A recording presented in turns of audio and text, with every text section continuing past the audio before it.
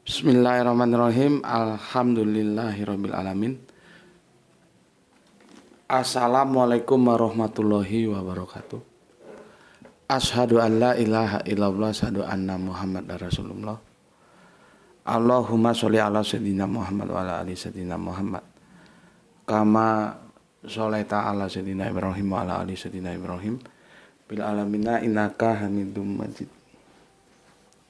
Sebelumnya kita panjatkan dahulu doa kepada Gusti Engkang Maha Agung untuk saudara-saudara kita yang telah memberikan sholawatnya kepada channel dakwah ini, sehingga channel ini dapat dengan eksis hadir dalam ruang-ruang diskusi kalian semuanya dimanapun kalian berada, ya.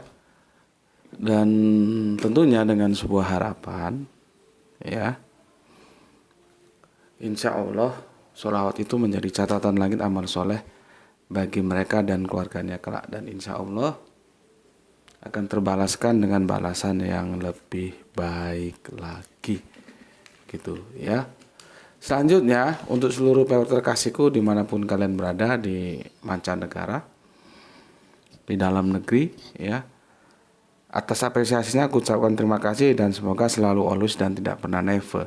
Tetaplah bertumbuh menjadi yang anti skip dan anti download.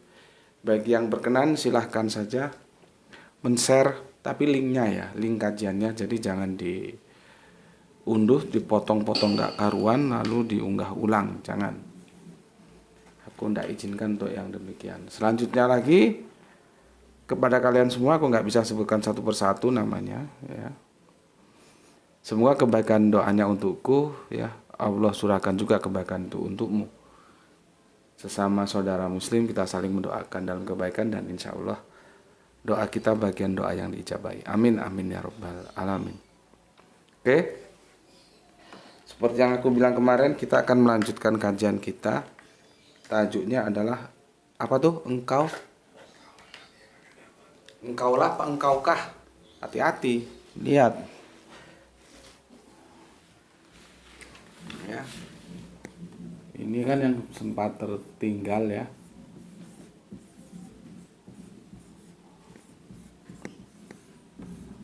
Engkaukah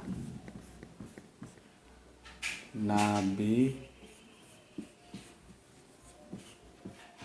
yang akan lama-lama kesana nulisnya. Mana lapnya tuh? Itu. Engkaulah apa engkaukah?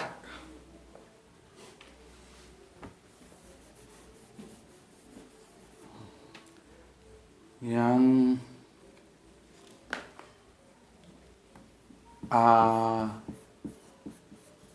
akan datang.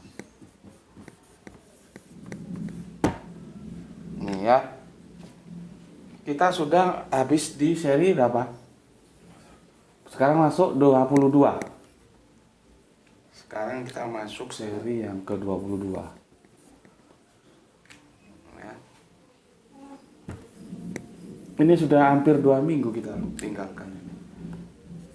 Waduh. Habis mungkin ini. 22 ya. Serinya 22. Oke. Kalian tidak akan bisa mengikuti kajian ini kalau acak, ya, ucuk-ucuk ke seri berapa, terus pindah lagi seri berapa, dan itu ndak urut tuh ndak bisa, ya. Bisa-bisa tambah bingung, nggak ngerti maksudnya gimana. Maka dia harus runut dari mulai 1 sampai ke 22. Dan kita bilang kemarin di dalamnya itu ada sisipan yang merupakan subjudul yang kita selesaikan kemarin di seri yang ke-8. Ya, makanya agak ribet mengurutnya kalau kamu tidak mengikuti terus secara tertib. Oke, sekarang kita masuk ke seri yang ke-22, ya.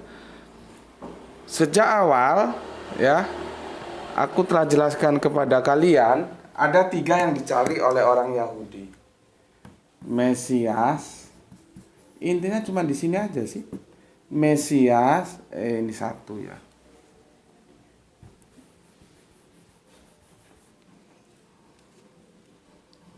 Ya. Mesias. Bentar, ini. Ada lagi Elia. Ada lagi Nabi. Ya. Nabi yang akan datang. Ya. Ya ini aja. 1, 2, 3 ya. Tapi sebetulnya inti kita itu kan mau ke sini. Ya. Cuman sekalian lewat ini harus terpenuhi. Sekarang giliran kita mencari pemenuhannya. Elias itu siapa? Mesias itu siapa? Elia itu siapa? Dan Nabi yang akan datang itu siapa? Ya. Jadi sekarang kita mulai ya. Sebelumnya aku bacakan dulu kemarin ya komen yang masuk sebelum kita ke sini.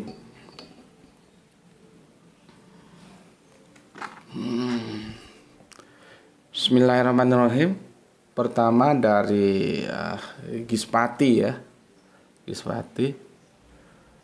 Alhamdulillah hadir Tuan Guru. Betul Al-Quran mengatakan bahwa bukan Yesus yang disalib tapi orang yang diserupakan. Karena setelah penyaliban Yesus muncul kembali makan ikan goreng dan membuktikan bahwa dia tidak mati. Salam Isra saudaraku semua dari Palu. Mantap ya. Mantap. Tapi kita jangan bilang bahwa yang disalib itu Yudas. Jangan. Itu polemiknya tinggi. Al-Quran tidak mengatakan itu. Yang dikatakan apa? Pembantahan tentang sosok Yesusnya bahwa bukan dia yang tersalib dan dia tidak tersalib. Ya. Nanti kalau kamu bilang Yudas di mana informasinya di hadis? Hadis itu banyak ragamnya, ya. Oke. Jadi intinya bukan Yesus yang disalib. Ya. Dan itu semakin buktikan ya.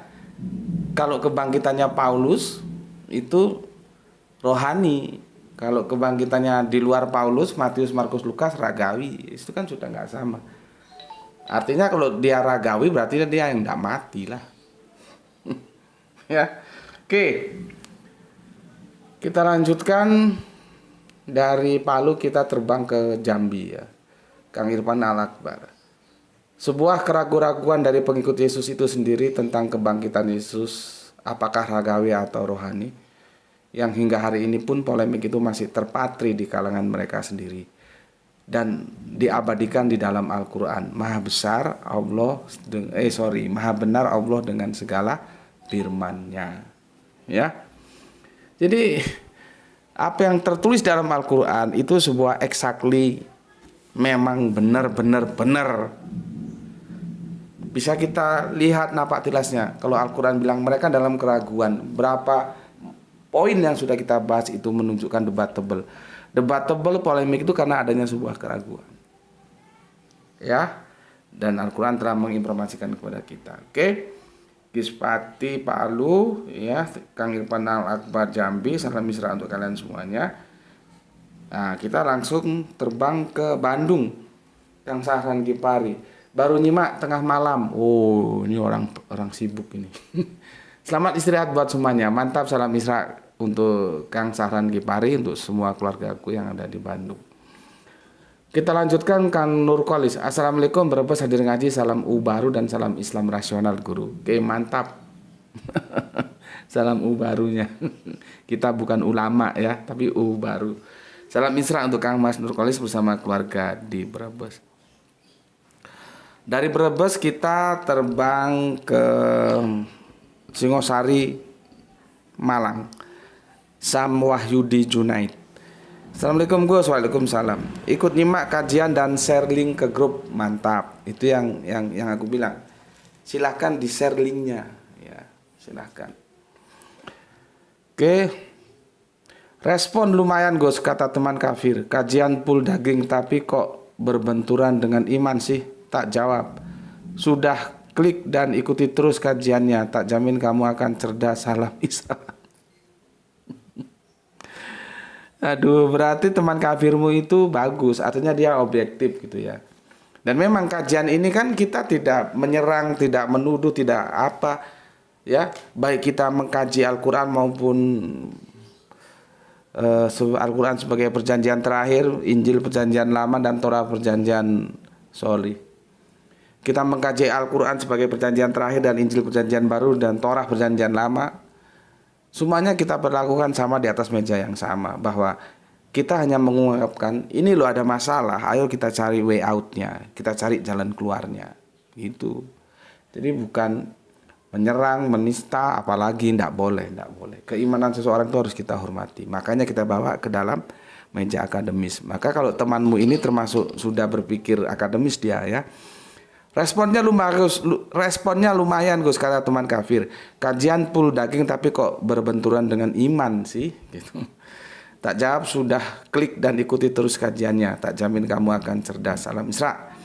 Oke, salam Isra dan terima kasih untuk Kang Mas Wahyudi Junaid, dan semoga usahamu untuk men-share kajian itu membuatmu tercatat bahwa engkau telah mengambil bagian dalam dakwah walaupun sekecil itu, ya.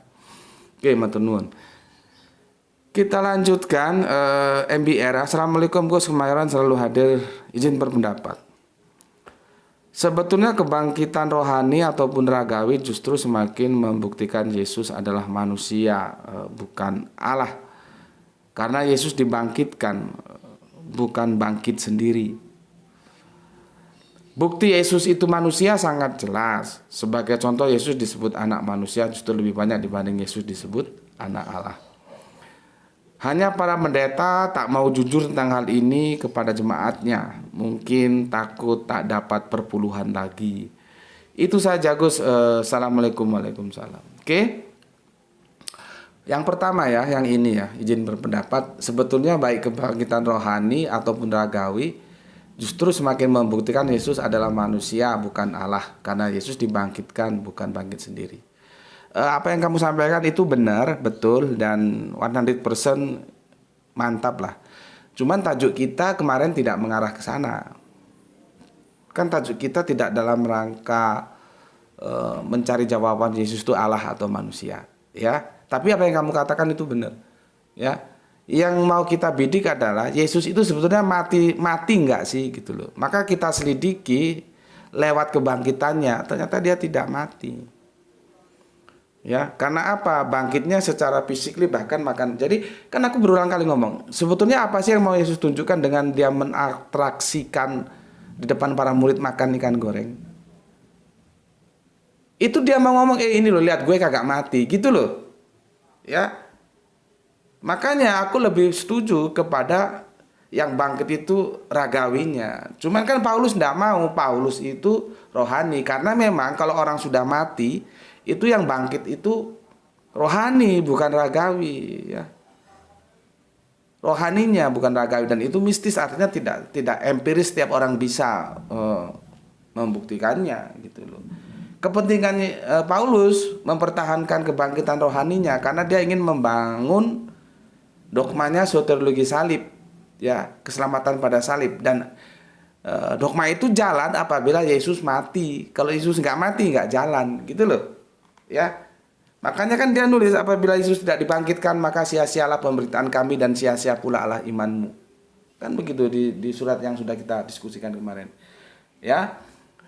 Tapi MBR yang kamu katakan bahwa Yesus Allah, manusia bukan Allah itu juga benar. Cuman itu tidak dalam domain yang sedang kita bidik.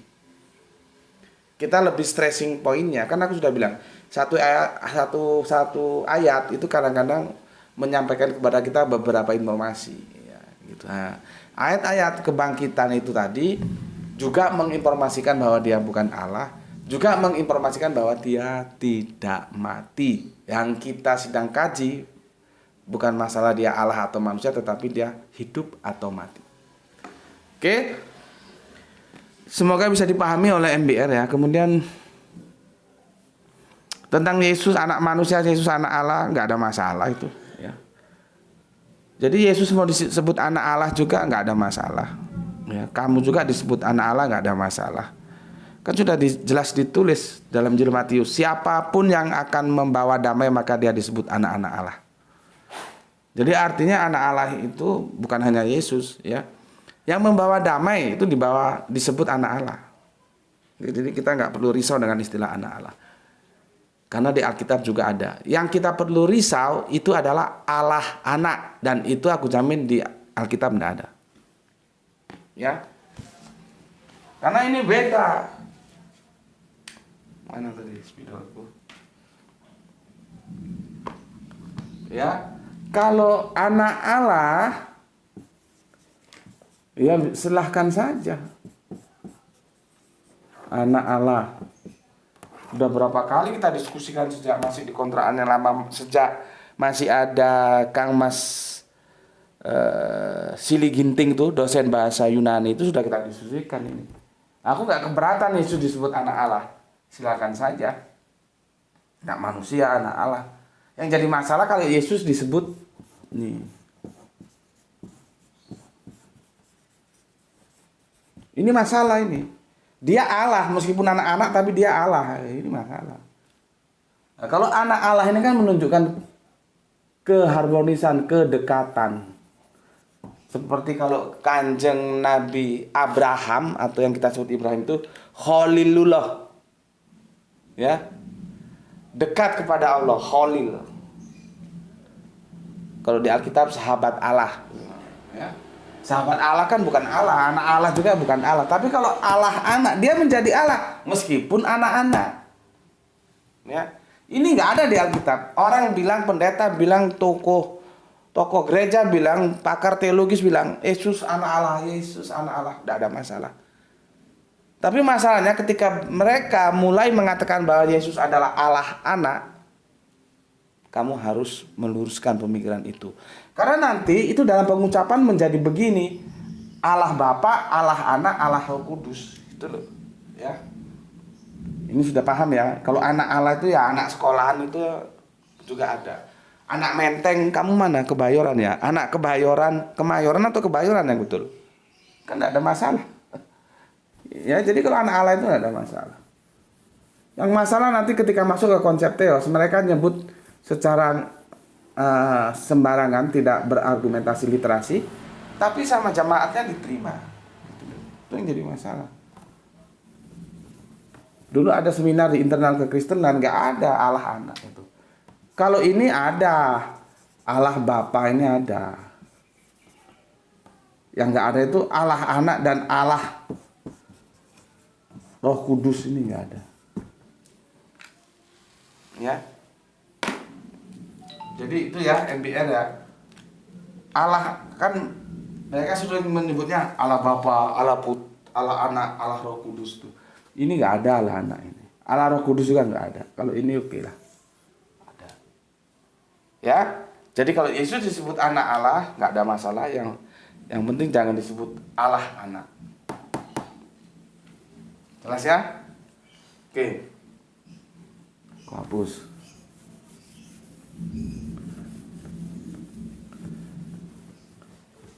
Di seri ini kok tumben ya, kecoak-kecoaknya nggak ada satupun muncul, kemana? Jadi nggak rame.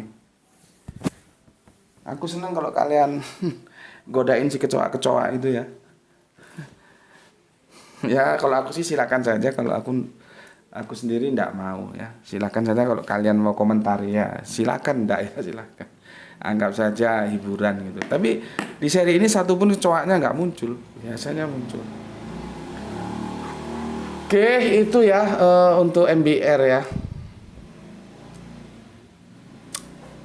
Masalah perpuluhan itu memang riskan. Tapi sekarang ada konsep yang bukan perpuluhan, digaji mereka ya. Oke, itu MBR. Sekarang kita ke Kang Samsul Yatim. Dari MBR yang betul itu Kemayoran atau Kebayoran? Lu anak Kemayoran ya, bukan anak Kebayoran. Nah, sama seperti itu. Lu anak Menteng ya. Lu anak Allah ya. Asalkan jangan lu Allah anak ya. Oke, Kang Samsul Yatim. Nyimak Gus, terlalu banyak celah untuk mengklaim bertemu dengan Yesus. Karena Bible membuka peluang lebar untuk pemercayaannya. Mengklaim dapat penglihatan dalam dunia psikologi modern, hal-hal semacam ini disebut waham kebesaran. Merasa dipilih Tuhan untuk menyampaikan pesan-pesan dari Tuhan. Dulu semasa agnostis saya pun menganggap Nabi Muhammad itu tergolong mengidap waham kebesaran. Astagfirullah, semoga Allah mengampuni dosa saya. Saya sadar setelah itu ngaji di sini, ya, betapa saya dulu seperti kelelawar yang keluar siang dari goa kegelapan karena sinar matahari yang terlalu terang. Oke, mantap. Semoga betah di sini, ya, mengikuti kajian-kajian di sini, ya. Dan itu akan menjadikan sebuah langkah silaturahmi di antara kita bersama. Terima kasih untuk Kang Samsul Yatim, ya, yang sudah bergabung di sini. Salam Isra untuk semua keluarga yang ada di Pandaan, ya. Oke, dan semoga perjalananmu selalu dalam lindungan Gusti Allah Agung. Oke, selanjutnya kita ke Surabaya. Bergesernya sedikit ini, Pandaan Surabaya, nggak sampai 2 jam. Ada soleha kita Aisyah. Assalamualaikum, waalaikumsalam warahmatullahi wabarakatuh. Salam Isra untukmu. Kita lanjut yang punya Jogja, Kang Edi Margono. Assalamualaikum, waalaikumsalam warahmatullahi wabarakatuh. Juanto Anto Cirebon hadirku, salam rasional. Oke, salam Isra juga untukmu. Kemudian Roro Jonggrang number 1. Oke. Dia nulis begini, siapa yang ke kuburan Yesus? Matius 2:82, malaikat Tuhan duduk di atas batu. Markus 16:5, anak muda duduk di sebelah kanan. Lukas 2:44, 2 orang berdiri. Nggak kompak. Terima kasih untuk Roro Jonggrang. Salam Isra untukmu. Kemudian Kang Hermana Nata Wijaya Turnuhun. Rini Erlawati Ratna, Demak hadir Guse, nyimak sambil makan malam. Ya kalau makan aja lah, ya. Jangan makan sendiri. Kebangkitan Yesus adalah kebangkitan rakawi, berarti Yesus hidup. Konsep soteriologi salib Gatot alias gagal total. Tapi yang menjadi dilema, teman-teman Kristen justru menerima kebangkitan ragawi, juga menerima soteriologi salib, padahal duanya nggak ketemu itu. Kalau soteriologi harus kebangkitannya rohani gitu. Oke, siapa ini? Sobat Sabit, hayo, siapa yang percaya nanti di akhir zaman tubuh orang soleh akan dihisap dan dibangkitkan? Apakah yang dibangkitkan tubuh yang sekarang sebelum manusia mengalami kematian? Coba kamu lihat zombie itu, ya. Di Matius itu nggak salah. Zombie itu tubuhnya seperti apa, ya. Ketika mau terjadi penyaliban, kuburan-kuburan terbuka katanya. Kamu lihat coba sana, ya. Dan yang menjadi pertanyaan itu kan sudah menjadi publik klonit, ya. Semua pada tahu, sudah pengetahuan umum kalau zombie itu seperti yang dituliskan Matius keluar dari kubur. Cuman kok Markus, Lukas, Yohanes nggak menulis gitu loh. Apakah mereka buta terhadap informasi zombie? Oke. Selanjutnya Arfa Solo sudah, jangan banyak tanya, imani saja, otakmu buang saja, ganti otak udang. Dikasih otak itu dipakai buat mikir, bukan cuma jadi aksesoris. Salam dari Kutacane. Mantap kali awak tengok si saudara kita Arfan Solo itu, ya. Jangan banyak tanya, imani saja, otakmu buang saja, ganti otak udang. Dikasih otak nggak dipakai mikir, cuman jadi aksesoris. Oke, dari Kota Cane kita bergeser ke Bandung. Ada Kang Mas Altus Mas Duki, Bandung Pismaning. Mantap, matur. Oke. Gurem Endrukam ngalam CS Utap, rambutnya umak kok wis owot henam, tapi cek gantengan aku. Kapan ketemuan Manesam? Oh iya, maybe karena aku nggak tahu, aku disuruh menggantikan ngisi kajian di Masjid Manarul Islam di Sawu Jajar, ya. Engko nek wis pasti tak infono, tapi nek enggak yo nggak tak infono gitu, ya. Maybe kita ketemu lagi di sana, ya. Sama-sama mencintai Gonjes, Gondrong Yesus. Guru Enrukem ini gonjes juga dia, Gondrong Yesus. Oke, Satria Bagus Jakarta nomor 4. Mantap. Oke, sudah aku baca semua ya. Kalau ada yang telat ya tentunya nggak kebaca ya. Kalau sudah naik shooting kamu belum masuk ya nggak kebaca. Oke. Ini tuh dicas tuh. Sekarang kita akan cari satu persatu. Siapa Mesias itu? Kan harus terjawab ini. Siapa Mesias, siapa Elia, siapa Nabi. Ya. Maka untuk menjawab siapa Mesias itu kita bisa buka di surat Matius yang ke-16. Baca Matius yang ke-16. Lampunya nggak dinyalakan.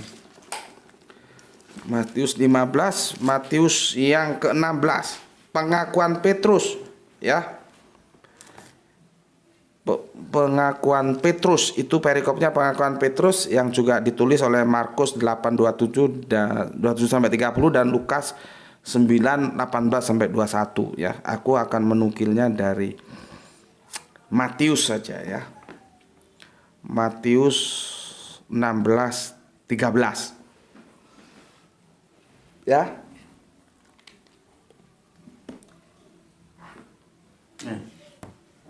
Satu ayat kita ambil yaitu Matius 16:13. Ya, kita mulai dari sini. Judul perikopnya pengakuan Petrus. Oke, setelah Yesus tiba di daerah Kaisarea Filipi, ya. Ia bertanya kepada murid-muridnya. Ya.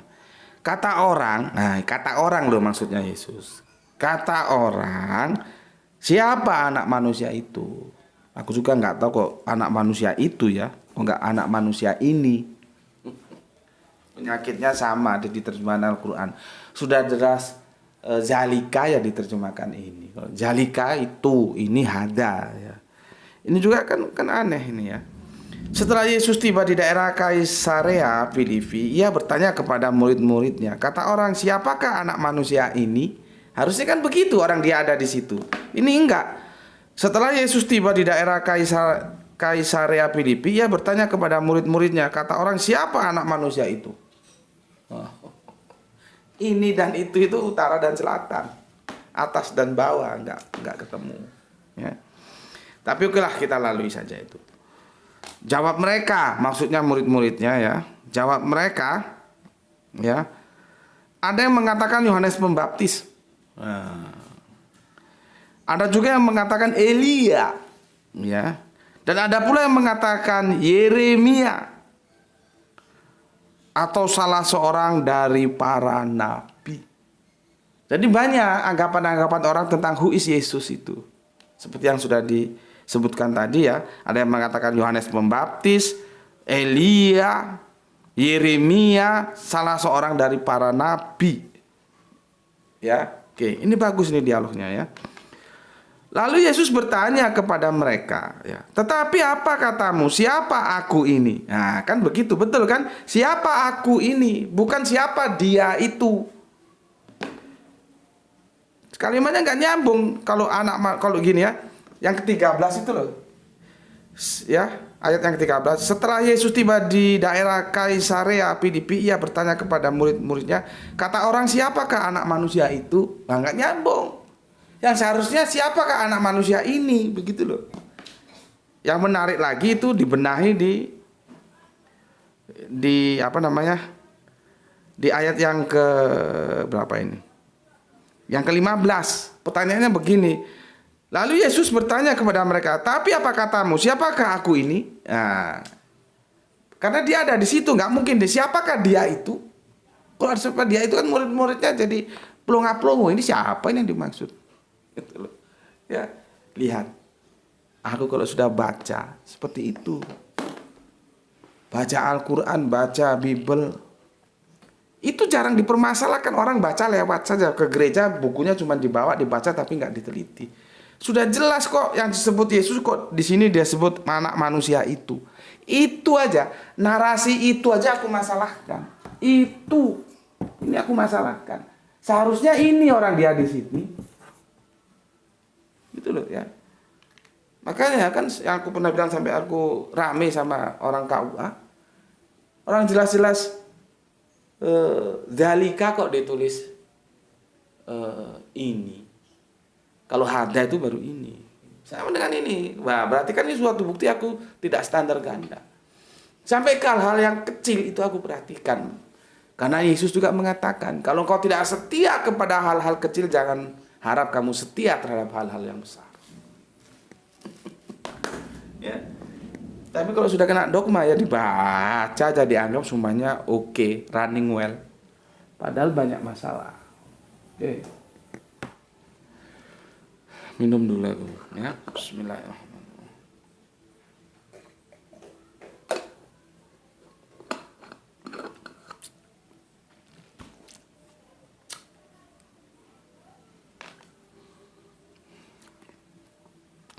Aku lanjut ya. Jadi setelah Yesus tanya kepada murid-muridnya, menurut mereka aku ini siapa? Dijawab tadi itu ya. Yohanes Pembaptis, ya. Terus Elia, terus Yeremia, nabi yang akan datang. Yesus nggak mau berhenti, terus tanya lagi. Lalu Yesus bertanya kepada mereka, tetapi apa katamu? Kalau menurutmu aku ini siapa? Gitu loh. Munya itu ke murid-muridnya. Tadi kan menurut mereka. Nah, sekarang kalau menurutmu aku ini siapa coba? Ini ampuh sekali nih pengakuan Petrus ini. Artinya kalau kita taat terhadap Alkitab ini tidak ada yang namanya deifikasi. Tidak ada yang namanya apoteosis Yesus dari insani menjadi ilahi. Nol, tidak ada. Kalau kita taat terhadap Alkitab ini khususnya, Yesus sendiri berinteraksi dengan para muridnya untuk menjelaskan who is Yesus, siapa Yesus sebenarnya. Maka kalau dogma-dogma itu bisa dibuang dari otak kesadaranmu dan kamu baca Alkitab, kamu tidak akan menemukan sebuah pernyataan bahwa Yesus itu adalah Allah. Sekarang merujuk, hilangkan semua dogma, baca pengakuan Petrus ya di Matius 16:13 ini. Apa katanya? Ini Petrus sendiri yang mengakui di depan Yesus. Nggak ada bilang kamu Allah. Siapa aku ini menurutmu? Terus kamu Allah Yesus? Nggak ono. Ngaku-ngaku bilang-bilang Allah itu kan yang kesini-kesini aja itu. Yang kehidupan awal Yesus nggak ono. Tapi aduh, repot.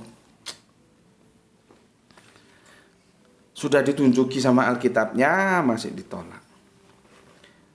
Seperti kuda lumping berputar-putar pakai apa namanya? Filsafat ini pakai filsafat itu berputar berjungkir balik. Kalau aku tak biaran aja, capek kan mampus sendiri. Orang sudah dikasih tahu bahwa kitabnya menuliskan jelas tentang siapa Yesus kok masih dibantah. Ya. Oke. Aku ulangi lagi. 16:15 Yesus kembali bertanya kepada muridnya sendiri, menurut muridnya siapa dia, ya. Lalu Yesus bertanya kepada mereka, maksudnya muridnya, tetapi apa katamu? Siapa aku ini? Ya, ya.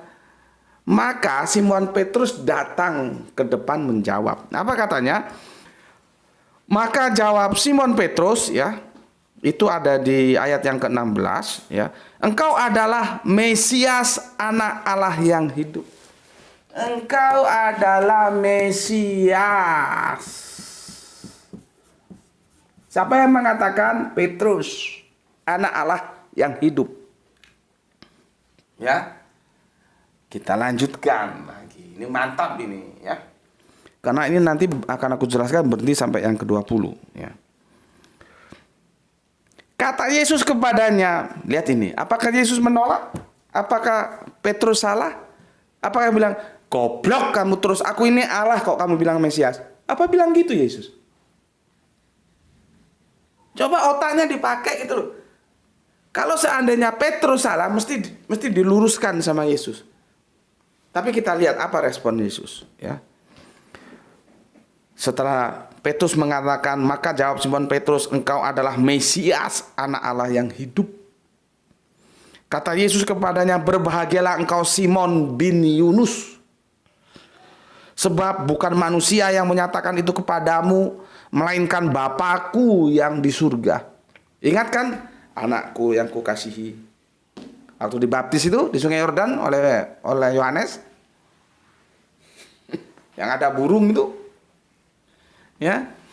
Oke. Dan aku pun berkata kepadamu, engkau adalah Petrus. Lihat ini apa respon positifnya dari Yesus. Dan di atas batu karang ini aku akan mendirikan jemaatku, dan alam maut tidak akan menguasainya. Ini bahasa sastra ya. Jangan kamu bilang, oh mereka nggak mati terus. Sekarang buktinya mati. Kacau lagi. Makanya Alkitab juga tidak semua bisa harafiah, nggak semua bisa metafora. Sama dengan Al-Quran. Kapan mau kita metafora, kapan kita mau harafiah, itu lihat konteksnya. Seperti ini bukan harafiah ini. Karena akhirnya tuh mereka semua ya maut. Nggak ada yang nggak maut. Ya. Begini kan ya. Dan aku pun berkata kepadamu, engkau adalah Petrus, dan di atas batu karang ini aku akan mendirikan jemaatku. Berarti jemaat itu lewat Petrus doh ya. Nggak lewat Paulus kalau kita lihat ini. Nggak ada Rasul untuk orang tidak bersunat itu, bro. Pengikut Yesus ya harus bersunat dong. Yesus sendiri sunat kok. Dari mana kok mau diakal-akal terus sunat hati? Karena kalau cukup sunat hati aja cukup, apa ada yang melakukan hatinya Yesus? Oh kurang bersih, maka Yesus juga sunat titiknya. Apa ada yang berani meragukan? Gitu loh. Jangan sok-sok seolah-olah hatimu itu lebih bagus daripada Yesus. Sehingga kamu cukup sunat hati, enggak sunat fisik. Supaya hatimu bersih gitu. Ya. Oke, aku lanjutkan. Engkau adalah Petrus, dan di atas batu karang ini aku akan mendirikan jemaatku, dan alam maut tidak akan menguasainya. Ya, ke-19, kepadamu akan kuberikan kunci kerajaan surga. Apa yang kau ikat di dunia akan terikat di sorga, dan apa yang kau lepas di dunia akan terlepas di sorga. Gimana itu cara memahaminya? Ya. Nah, ini yang ke-20. Nanti yang ke-20 ini yang asik. Ini ya, dari sini ya. Nanti yang ayat 20 ini yang asik. Insya Allah besok aku jelaskan. Lihat apa kata Yesus. Yesus melarang murid-muridnya supaya jangan memberitahukan kepada siapapun bahwa ia Mesias. Tidak boleh. Kenapa? Besok aku jelaskan. Dan ini jarang pendeta-pendeta orang-orang tahu kenapa Yesus melarang. Oke, ya. Alhamdulillah satu persatu sudah terjawab. Jadi siapa Mesias itu? Larinya ke sini. Ya, siapa Mesias itu? Inilah dalam dialog inilah Yesus itu mengaku dan diakui sebagai Mesias. Kalau misalkan Yesus itu Allah, mesti ditempeleng itu siapa itu? Si Petrus. Terus menurut kamu aku ini siapa? Engkau anak apa? Engkau adalah Mesias, anak Allah yang hidup. Brak. Ngawur kamu. Berapa lama kamu bersama aku, kamu nggak kenal aku. Aku ini Allah. Kok kamu sebut Mesias, anak Allah? Aku ini sendiri Allah, bukan anak Allah. Seharusnya kan begitu. Kalau memang Yesus itu Allah. Tapi kan Yesus tidak begitu. Karena dia memang bukan Allah. Jelas clear ini loh. Mau dibantah gimana lagi? Sekarang tinggal bagaimana hati kita, yaitu seperti yang dijelaskan oleh Irfan Alak, leremkan, larutkan semua pusat kesadaran otakmu, buang jauh-jauh dogmamu, nggak usah banyak baca Alkitab, baca ini aja, selama 1 tahun baca ini, Matius 13-20, sudah ini aja kamu baca, terus kamu cari tempat menyendiri, kamu tanya sendiri, kamu jawab sendiri, siapakah Yesus itu, benarkah dia Allah? Aku hanya mengguiding. Kamu mau nggak jalan keselamatan? Kalau mau turuti perintahku. Sudah, untuk sementara nggak usah baca Bible banyak-banyak. Baca yang ini aja. Matius 16 dari ayat 13-20. Berarti berapa ayat? Cuman 7 ayat doang, nggak banyak-banyak. 1 tahun kamu baca. Setelah itu cari tempat kamu menyendiri. Benarkah Yesus itu Allah? Karena di sini sudah dijawab secara tegas. Yesus itu Mesias. Dia akan memenuhi ini. Maka alhamdulillah ini sudah dipenuhi, bahwa siapa yang dimaksud Mesias? Yang dicari oleh orang-orang Yahudi itu adalah Yesus sendiri. Di mana kita peroleh dalam dialog Matius 16 sampai yang ayat 13 menuju yang ke-20. Ya, bahwa di situ jelas-jelas Yesus adalah Mesias. Maka Mesias yang dicari itu adalah Yesus. Nih dia. Udah terjawab. Oke. Sebetulnya kita nggak perlu kesini, langsung ini aja kita cari. Cuman kan yang aku bilang tadi, mumpung lewat, sekalian lewat, ya udah kita diskusikan. Tinggal kita besok Elia. Siapa Elia itu? Sebetulnya kalian sudah tahu Elia itu, sudah kita diskusikan di subbab kan. Cuman kan di sini Elia menolak dirinya disebut Elia. Sama nanti kenapa Yesus di 16:20 berpesan wanti-wanti, kamu jangan bilang-bilang aku Mesias lo ya. What happened? Ada apa itu?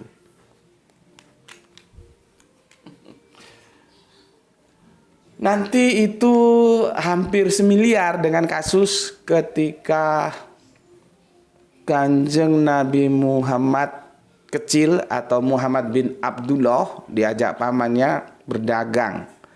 Terus berdasarkan advice yang diberikan, bla bla bla bla bla, besok akan kita diskusikan sehingga kamu tahu kenapa melarang untuk mempublis Yesus adalah Mesias. Kenapa Elia tidak mau mengakui dirinya Mesias?